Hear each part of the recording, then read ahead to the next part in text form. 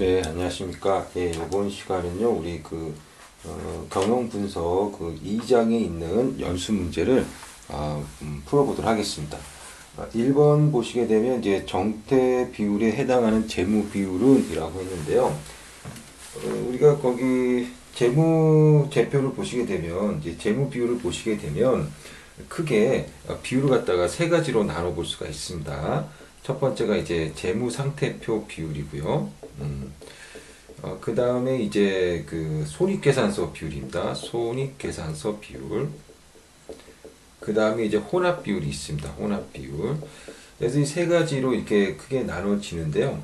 이 재무 상태표 비율이 결국 이제 정태 비율이라고 보시면 되겠고요. 정태 비율. 그래서 이제 이 재무 상태표라고 하는 것은 여러분도 아시다시피 이제 일정 시점에서의 재무 상태를 나타내지 않습니까? 그러니까 일정 시점에서의 재무 상태를 나타내니까 정태적인 거죠. 예.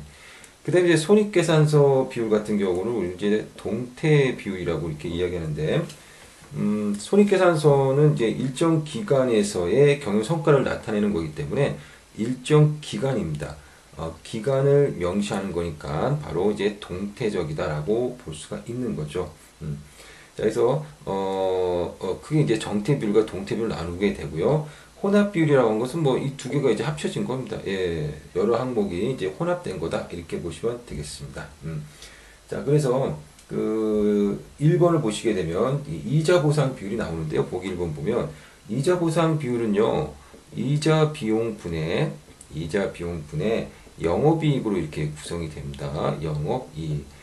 자, 여러분들 이자 비용이라고 하는 것은요, 바로 이제 손익계산서 항목이죠. 예. 그 다음에 영업이익이라고 하는 것도 역시 마찬가지로 손익계산서 항목이라는 것을 알 수가 있습니다. 그래서 둘 다 손익계산서로 이 손익계산서 항목으로 이루어져 있으니까 바로 요거는 손익계산서 비율, 즉 동태 비율이다라고 볼 수가 있겠습니다. 자, 그 다음 이제 보기 2번 보면 재고자산 회전율인데요. 이 재고자산 회전율은 재고자산분의 매출액으로 이루어집니다. 재고자산분의 매출액. 이제 정확하게는 이제 앞에 이제 여기 붙어야 되겠죠. 연평균 재고자산입니다. 예. 연평균 재고자산분의 이제 매출액인데, 재고자산은 우리가 이제 재무상태표 계정이고요. 매출액은 손익계산서 계정이죠. 따라서 이것은 두 개가 혼합됐으니까 혼합 비율이라고 보시면 되겠습니다. 자, 3번 유동비율입니다. 유동비율은 유동부채분의 유동자산이죠. 유동부채분의 유동자산. 둘 다 재무상태표 항목으로 이루어져 있습니다. 따라서 보기 3번이 이 정태비율, 즉 재무상태표 비율이라는 것을 알 수가 있겠습니다. 그래서 1번의 답은 보기 3번이 답이 되겠습니다. 자, 2번 볼까요? 혼합비율에 해당하는 재무비율은 어떤 것인가 라고 했습니다. 보니까는 1번하고 보기가 뭐 똑같이 나와 있네요. 근데 혼합비율은 재무상태표 비율과 손익계산서 비율이 이제 혼합된 거니까 아까 우리가 봤던 게 바로 요거네요. 예, 그죠? 예. 그래서 재고자산분의 매출액, 즉 재고자산 회전율, 이것이 바로 이제 혼합 비율이라고 보시면 되겠습니다. 그래서 보기 2번의 답은 보기 2번이 되겠고, 그 다음에 이제 3번을 보겠습니다. 이자 보상 비율, 비유동 비율, 부채 비율의 공통점은, 자, 여러분들 이제 이게 공통점은 무엇일까요? 일단 지우고 한번 살펴보도록 하겠습니다. 먼저 이제 이자 보상 비율, 비유동 비율. 아까 우리가 이자 보상 비율은 이야기 드렸죠. 이제 이자 보상 비율 같은 경우는 이자 비용 분의 영업이익입니다. 이자 비용 분의 영업이익. 자, 그 다음에 비유동 비율. 자, 이 비유동 비율이라고 하는 것은 이제 자기 자본 대비해서 우리가 비유동 자산에 얼마나 투자가 되어 있느냐, 이것을 갖다가 이야기하는 거죠. 예. 자, 그 다음에 또 부채 비율이네요. 예, 부채 비율. 부채 비율이라고 하는 것은 이제 자기 자본분의 타인 자본으로 이렇게 되어 있습니다. 자, 그러면 이 3번은 도대체 공통점이 뭐냐라는 거죠. 공통점은 이제 보기 3번이 되겠습니다. 레버리지 비율이라고 하는 거죠. 레버리지 비율. 이 레버리지 비율이라고 하는 것은 뭐냐면 부채와 관련된 비율이라고 보시면 되겠습니다. 부채와 관련된 비율. 그래서 그 여러분들 이제 자본은 이제 타인 자본하고 그 다음에 자기 자본으로 이루어져 있는데 타인 자본이 늘어나면 자기 자본은 비중이 줄어드는 거고 타인 자본이 줄어들게 되면 자기 자본 비중은 늘어나는 거죠. 예, 그래서 완벽하게 이제 반대로 이렇게 움직입니다. 완벽하게 반대로 움직인다는 것은 결국은 같은 거라고도 볼 수가 있습니다. 예, 어쨌든 타인 자본 또는 자기 자본을 얼마나 조달했느냐, 뭐 이런 걸 나타내는 게 바로 이제 레버리지 비율이죠. 그래서 이렇게 조달한 부채를 얼마나 잘 상환할 수 있는가, 혹은 뭐 이자는 잘 갚을 수 있는가, 이런 것들을 갖다가 나타내는 비율이 바로 이제 레버리지 비율이라고 할 수가 있고요. 레버리지 비율에는 뭐 부채 비율도 있고, 지금 보시다시피 부채 비율, 그 다음에 자기 자본 비율, 그 다음에 비유동 비율, 뭐 그 다음에 이자 보상 비율, 뭐 이런 것들이 있습니다. 그래서 3번의 공통점은 보기 3번이 되겠습니다. 레버리지 비율입니다. 자, 그 다음에 4번을 보도록 하겠습니다. 손익계산서 계정 과목이 포함되지 않은 재무 비율은 그랬습니다. 자, 여기서 우리가 보시게 되면 1번 같은 경우는 매출액 순이익률이죠. 그래서 매출액분의 순이익 하니까 결국 손익계산서 과목이 포함됐죠. 예. 매출액도 손익계산서 계정이고 순이익도 손익계산서 계정이니까요. 그 다음에 매출채권 회전율입니다. 매출채권 회전율. 매출채권 회전율도 우리가 매출채권 분의 매출액이거든요. 그러니까는 매출채권 회전율은 매출채권 분의 매출액이니까 요 매출액이 바로 또 손익계산서 과목이지 않습니까? 자, 그래서 2번도 손익계산서 계정 과목이 포함이 됐고, 당자 비율이 뭘까요? 이제 당자 비율이라고 하는 것은 이제 유동 비율하고 비슷한데, 유동 부채분의 유동 부채분의 당자 자산이라고 보시면 되겠습니다.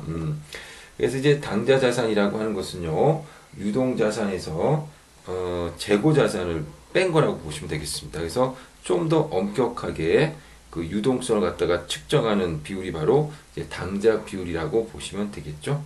자, 그래서 유동 부채도 재무상태표 계정이고요. 그 다음에 당자 자산도 재무상태표 계정이기 때문에 4번의 답은 3번. 손익계산서 계정과에 포함되지 않은 재무 비율은 3번이 되겠습니다. 자, 5번 보겠습니다. 재무상태표 계정 과목과 손익계산서 계정 과목으로 구성된 재무 비율은 무엇이냐? 그러니까는 그 혼합 비율을 갖다가 이야기하는 거겠네요. 그래서 혼합 비율이라고 하는 것은요, 여러 개 항목이 이제 혼합된 거니까 결국은 뭐 여러 개라고 해봤자 뭐 재무상태표 계정하고 손익계산서 계정밖에는 없겠죠. 예. 자, 그래서 거기서 보면은 이제 5번에 보기 2번 보면 매출채권 회전율이라는 게 나옵니다. 자, 그래서 매출채권 회전율은요, 매출채권 분의 매출액으로 이렇게 구성이 되어 있습니다. 그래서 매출채권은 재무상태표 계정이고 매출액은 손익계산서 계정이니까 이게 혼합이 되어 있죠. 따라서 5번의 답은 보기 2번이 답이 되겠습니다. 자, 그 다음 이제 6번을 볼까요? 기업의 타인 자본 의존도와 장기부채 상환 능력을 측정하는 데 이용되는 재무 비율로만 구성된 것은 자, 이게 뭘까요? 타인 자본 의존도와 장기부채 상환 능력. 여러분들 우리가 대표적으로 그 부채 비율을 갖다 한번 예를 들어 본다면, 부채 비율은 자기 자본분의 타인 자본이잖아요. 그러니까 요 같은 경우가 이제 자기 자본 대비 얼마나 타인 자본이 있느냐, 뭐 이런 걸 나타내는 겁니다. 그래서 우리는 이 부채 비율 같은 경우를 이제 레버리지 비율이다라고 이렇게 이야기합니다. 그래서 방금 우리가 보셨듯이 레버리지 비율이라고 하는 것은 뭐 부채 비율, 비유동 비율, 이자 보상 비율 뭐 이런 것들이 바로 레버리지 비율이거든요. 그래서 6번 같은 경우 타인 자본 의존도와 부채 상환 능력을 이용되는데 측정하는 데 이용되는 재무 비율은 바로 레버리지 비율입니다. 레버리지 비율. 예. 근데 보기로는 이제 나오지 않았네요. 그러니까 여기서 이제 레버리지 비율에 속하는 비율을 찾으면 되는 거죠. 예. 그러니까 답은 보기 1번이 되겠네요. 그래서 6번 같은 경우는 이제 타인 자본의 어떤 상환 정도와 그 다음에 타인 자본 의존도를 나타내는 비율이 레버리지 비율인데 이 레버리지 비율에 속하는 재무 비율을 한번 찾아봐라. 뭐 이런 문제인 것 같습니다. 자, 그 다음에 이제 7번을 보도록 하겠습니다. 재무 비율을 의사결정자가 필요한 정보에 따라 분류했을 때 옳게 연결한 것은 그랬습니다. 일단 매출액 순 이익률, 여러분들 보시게 되면 매출액 순 이익률 같은 경우는 매출액 대비 어느 정도 순이익이 낮느냐라는 거잖아요. 예. 그래서 이거는 이제 수익성 비율이겠죠. 예, 수익성 비율입니다. 그 다음에 매출채권 회전율입니다. 매출채권 회전율이라고 하는 것은 매출채권분의 매출액입니다. 그래서 가지고 있는 매출채권으로 얼마나 많은 매출액을 올렸느냐라는 거니까 이런 걸 우리는 이제 활동성 비율이라고 하죠. 활동성 비율. 그래서 이제 보기 2번이 일단은 답이 되겠습니다. 그 다음에 순이익 증가율 얼마나 증가했느냐 혹은 얼마나 성장했느냐라는 거니까 요거는 성장성 비율이라고 보시면 되겠습니다. 그 다음에 이제 당자 비율이라고 하는 건 여기 나오잖아요. 당자 비율 여기. 예. 그래서 당자 비율이라고 하는 것은요, 유동성을 좀 더 엄격하게 측정하는 거라고 했고, 따라서 유동성을 측정하는 이제 유동성 비율이라고 보시면 되겠습니다. 단기 채무 상환 능력을 갖다가 나타내는 거죠. 자, 이렇게 해서 우리가 7번까지 풀어봤고요. 그 다음에 이제 8번을 보도록 하겠습니다. 자, 먼저 이제 8번을 풀어보려면 거기에 나오는 재무제표에 들어가 있는 괄호 안에 숫자를 갖다가 일단 집어넣어야 되겠습니다. 그래야만 우리가 여러 가지 재무 비율들을 갖다가 이제 계산할 수가 있겠죠. 그래서 그걸 갖다가 일단 먼저 집어넣도록 하겠습니다.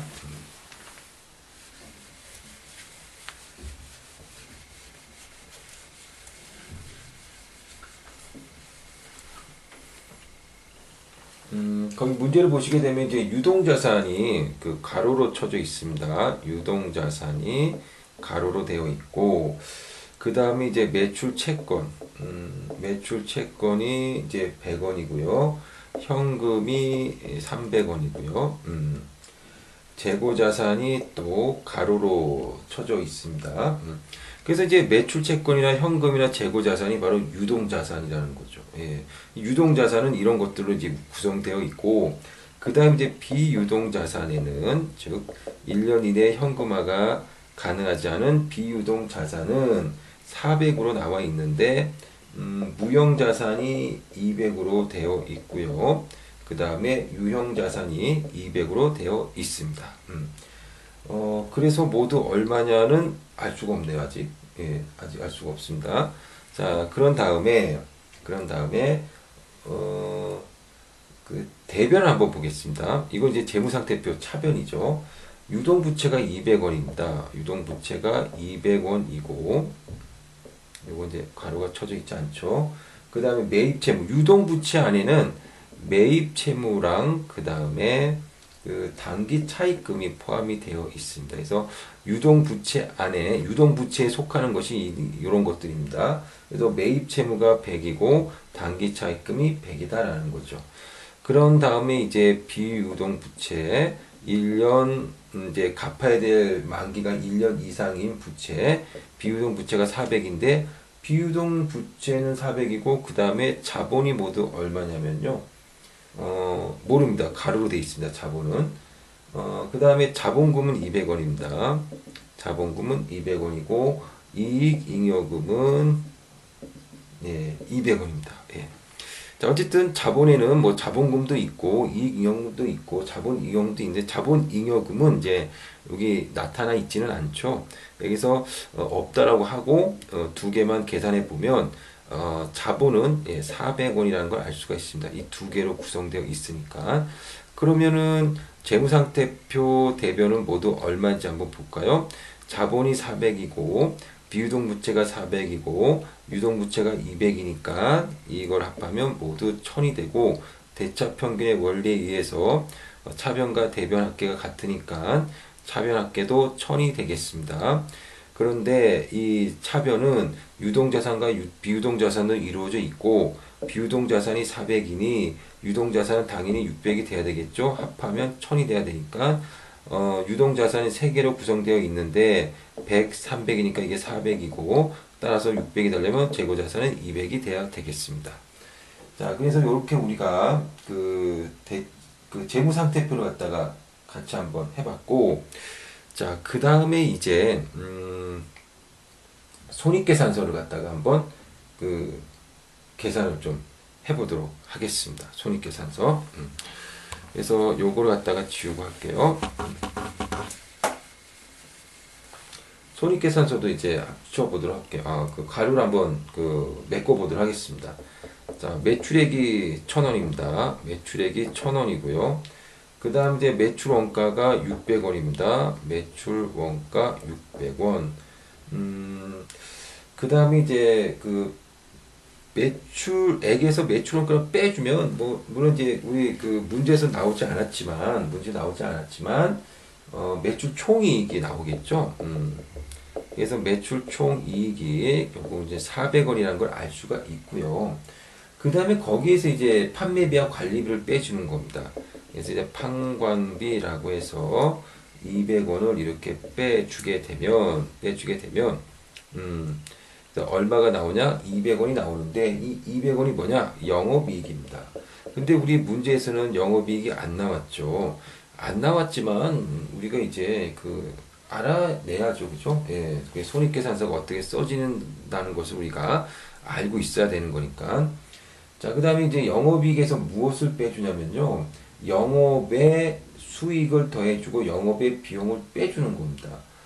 영업의 수익은 이제 대표적으로 이자 수익이 있는데 우리 문제에서도 이자 수익밖에 안 나왔습니다. 그래서 이자 수익을 갖다가 더해 줍시다.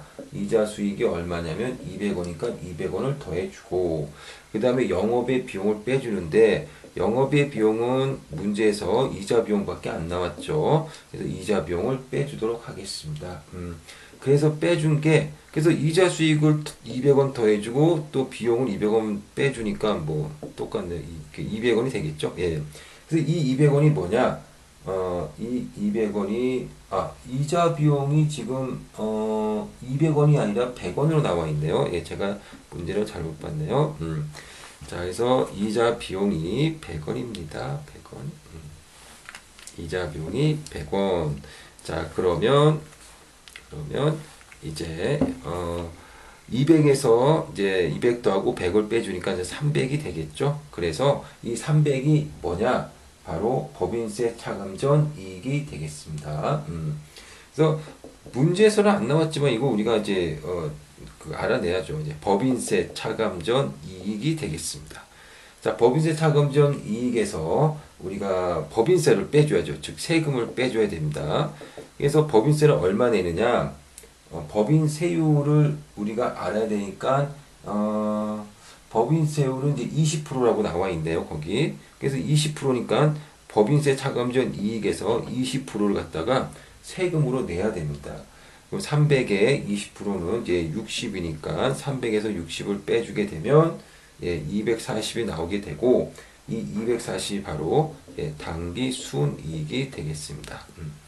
자, 이렇게 해서 우리가 법인세는 60이고 당기 순이익은 240이 된다는 것을 알 수가 있었고 이것을 근거로 이제 문제를 쭉 풀어보시면 됩니다. 예, 문제를 쭉 풀어보시면 되는데 이게 21번까지 나와 있는 문제네요. 자, 어쨌든 또 계속해서 풀어볼게요. 자, 그러면 8번을 볼게요. 재고자산 회전율. 그래서 이 재고자산 회전율 같은 경우는요, 그 공식이 이제 재고자산분의 매출액입니다. 그래서 우리가 뭐뭐뭐 회전율이라고 하는 뭐뭐뭐 회전율이라고 하는 이 활동성 비율은 공식이 다 뭐뭐뭐 분의 매출액이라고 되어 있습니다. 그래서 재고자산 회전율도 재고자산 회전율은 재고자산 분의 매출액 이렇게 보시면 되겠죠. 그래서 그대로 그냥 대입하시면 됩니다. 우리가 일단은 그 재무제표에 있는 괄호를 다 넣었으니까 재고자산은 얼마입니까? 찾아보시면 됩니다. 재고자산은 200이었죠. 그 다음에 매출액은 1000이죠. 200분의 1000이니까 5회가 되는 겁니다. 5회. 자, 그 다음에 9번을 보도록 하겠습니다. 유동비율은 그랬습니다. 유동비율. 자, 유동비율은 그 유동부채분의 유동자산입니다. 예, 유동부채분의 유동자산. 자, 그래서 요거는 유동부채가 얼마냐면 200이고 유동자산 600으로 나와 있죠. 유동자산은 괄호로 되어 있지만 아까 우리가 방금 구했잖아요. 그래서 200분의 600은 결국은 3이 나오고 곱하기 100 하면 300%가 나오게 됩니다. 자, 10번 매출액 순이익률. 자, 이것도 우리가 공식을 좀 알아야죠. 그죠? 예. 그래서 매출액 순이익률은 매출액분의 순이익입니다. 그래서 매출액은 1000이고 순이익도 방금 우리가 구했잖아요. 여기 구했죠. 그죠? 예, 240. 그래서 1000분의 240 하시면 됩니다. 그래서 24%가 나오게 되고 10번의 답은 3번이 되겠습니다. 11번 같은 경우 당자 비율. 당자 비율은 유동부채분의 당자 자산입니다. 당자 자산. 근데 재무상태표를 보니까 당자 자산이라고 되어 있는 것이 없는데요. 아, 그러면 이렇게 하면 되죠. 당자 자산이라고 하는 것은요, 유동 자산에서 재고 자산을 뺀 거거든요. 예. 그래서 이렇게 구하시면 된다라는 겁니다. 그래서 우리 유동 부채가 얼마냐면은 200이고요. 유동 자산은 600인데 다 재고 자산은 얼마로 나와 있냐면 200입니다. 그래서 200분의 400이 되고요. 200분의 400을 하니까 바로 200%가 되겠죠. 그래서 11번의 답은 2가 되겠습니다. 자, 그 다음에 12번 볼게요. 비유동 비율입니다. 자기자본분의 비유동 자산입니다. 비유동 비율. 그래서 비유동 자산에 투자할 때 자기 자본을 어느 정도 투자가 되어 있느냐라는 겁니다. 그래서 자기 자본분의 비유동 자산인데 만약에 현금화가 1년 이내에 가능하지 않은 그런 어떤 자산에 투자할 때 자기 자본 범위 내에서 한다면 좀 재무적으로 안정적이겠지만 만약에 자기 자본 범위를 벗어난다면 그거는 이제 좀 불안정하다는 겁니다. 재무적으로. 예. 그래서 이 비유동 비율 같은 경우는 이제 100% 미만이면 좀 재무적으로 안정적이다 하지만 100%가 넘어가면 재무적으로 좀 불안정하겠구나 이렇게 생각하시면 되겠습니다. 자, 어쨌든 자기자본분의 비유동 자산인데요. 자기자본이 얼마입니까? 자기자본 400이죠. 예. 혹시 자기자본을 갖다가 자본금으로 오해하셔가지고 200이라고 하시면 안 되겠습니다. 자본금은 뭐냐면 액면가 곱하기 주식수라고 보시면 되는데 자기자본은 자본금뿐만 아니라 이익잉여금이나 뭐 자본잉여금까지 다 합한 거라고 보시면 되겠습니다. 자, 그래서 어쨌든 자본은 이제 400이 되고요. 자본금은 자기자본 400이 되고 그 다음에 비유동 자산은 400이니까 결국 100%네요. 그래서 12번의 답은 1번이 되겠습니다. 자, 13번 보겠습니다. 부채 비율. 부채 비율은 자기 자본분의 타인 자본입니다.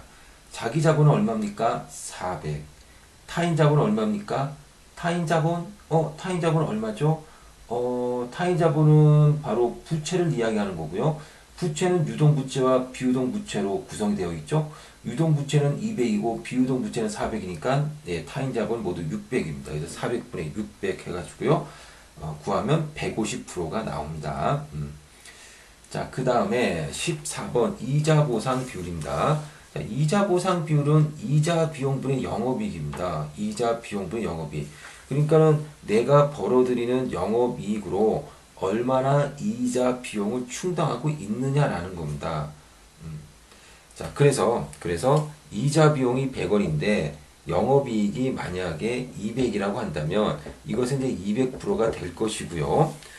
200%가 된다는 것은 어쨌든 100%가 넘었으니까 뭐 영업이익 가지고 이자 비용을 갚아 나갈 수 있다 뭐 이런 거겠죠. 예. 근데 만약에 이제 이 100%가 안 되면 예를 들어서 이자 비용은 100인데 영업이익은 50%다.